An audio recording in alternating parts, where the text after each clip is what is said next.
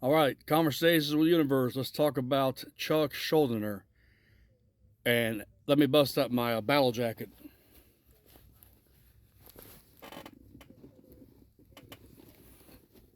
So if you can look here, the top three patches I have: Arch Enemy, Death, and Amon Amarth.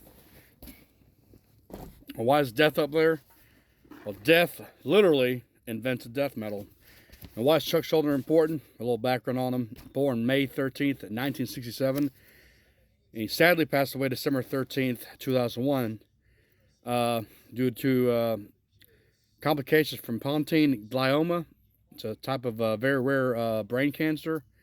And, it seems to happen to the biggest geniuses in any field that always end up with some horrific circumstances, like Randy Rhoads from Quiet Riot and Ozzy Osbourne, Jimi Hendrix, Jim Morrison, Kurt Cobain. The list is eternal. Dimebag Darrell.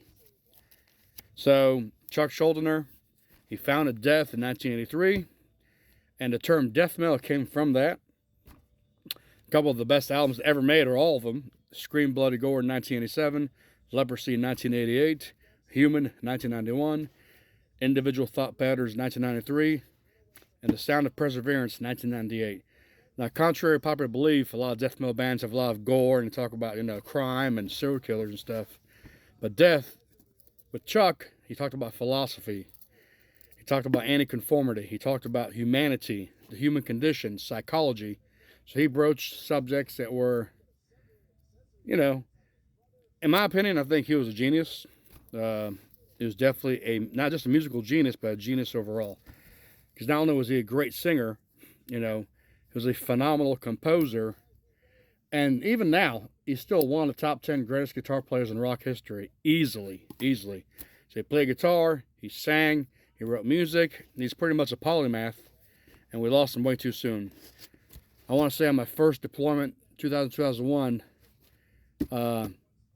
before Iraqi freedom, it was during, I remember Dale Earnhardt died, in February 9th, 2001, and then 10 months later we lose Chuck, so two legends in the same year.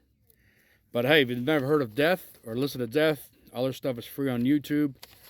You can check it out there or Spotify, but read the lyrics and look what the man's saying. This guy, he was years ahead of everyone else.